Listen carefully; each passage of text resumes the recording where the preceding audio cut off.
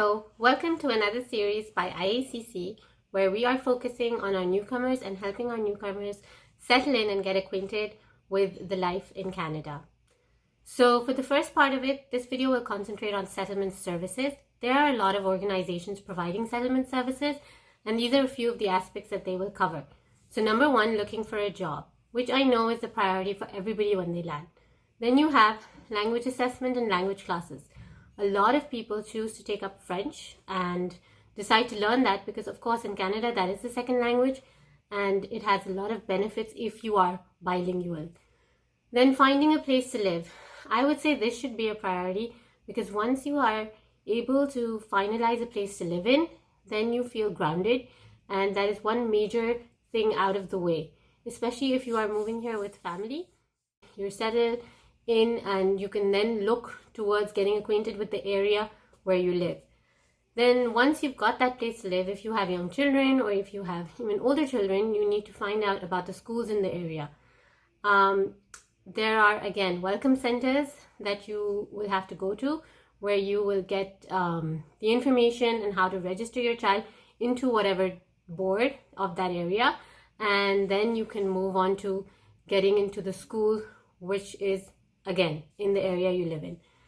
Another thing is community centers. These are in every area. In fact, there may be multiple in certain areas.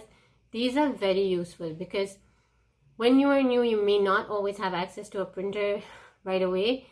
At the community centers, most community centers have library. They have access to computers. They have access to printers. You can go in once you show your proof of address. You can get your library cards made. You can get your printing cards made. And at a very minimal cost, you are able to get your printing done. Again, these are also located in every area. They're easily accessible. A few pointers. So the first thing you will need, essential, is of course your SIN number. These are given to you at the airport. You need to keep this safe. This is very important for anything, opening a bank account, getting your health card, even when you get a job. So ensure that you are keeping these safe and ensure you have them right away. Number two, the health card. Now, I will speak with respect to Ontario. Right now, they have waived all the 3-month waiting periods that they had previously. So if you need to go get your health card, you walk into a Service Canada office. You need your registration form, which you can download from online and you can get that filled out. You need your PR card and you need any proof of identity. So that could be your driver's license or your credit card, anything that you have easily accessible. Once you have been able to sort out some basics, I would highly advise that you try and get your previous year taxes filed as soon as you can. This means you have to report Pakistani income. You can report it as required. This is also going to serve for child benefit purposes. So you will need your tax or your notice of assessment in order to apply for your childcare subsidy. Again, the childcare subsidy, no matter when you apply, will always start from the date that you landed in Canada.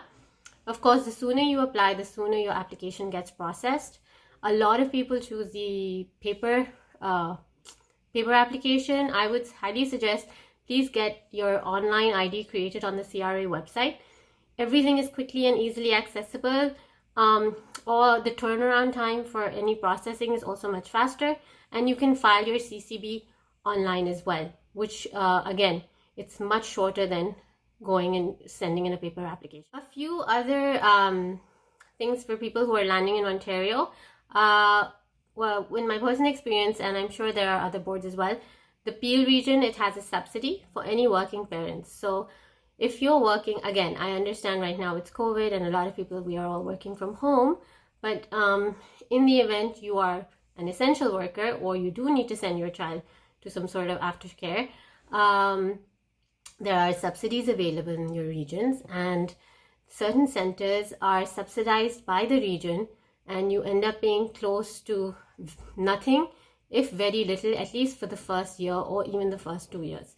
So look into that. Another program, Healthy Smiles Ontario. Once you've filed your taxes, you can apply for this program. For the first year, all dental treatment of all children under the age of 18 is free. So that's something that everyone should look into and also should look for. Getting your driver's license is another very important point that you need to look over.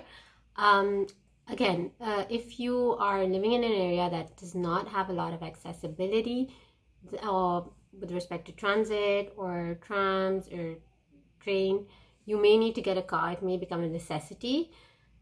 Other than that, just getting your G1, which is just the written part of the test, is essential, because that will also provide you with a photo ID, which you will need at various times. So if you take the G1 once you're done, which is the written part of the test, you can then take your classes and move into the G2 if you are a new driver, or you can take the G2 directly if you have your years of experience. If you get your Pakistani license or your years of experience also attested from the consulate, then you can take the G, which is the full license, directly. However, you only do get one attempt. So if you are unable to get through that first attempt, you will need to go back and revert and get the G2. But again, emphasis is on at least everybody needs to take the G1. And again, emphasis is on getting the G1 because it does serve as photo ID, and you will need that. A few websites that I would advise, again, to go over is, of course, number one, cic.gc.ca. That's the Canadian government website. That will give you all the information you need. Then you've got your Service Canada and Service Ontario websites. Again, everything is easily available there. And another website that I particularly found helpful is settlement.org. Again, this gives you a certain idea of what you should be looking at and what you should be targeting. Lastly, I just want to say, on behalf of the IACC board and all its members, we are here to support you in any way you need. Please feel free to reach out at info@ibalumni.ca. I also just want you to know that we all go through this process. It is very overwhelming. It is not easy to leave everything behind, move to a new country, and sometimes start from scratch. So everyone goes through the same process. There's no shortcut. I myself moved here 2 years ago. Please don't compare yourself to someone, who just settled in right away and it made it look so easy. Everyone has their own fair share of struggles.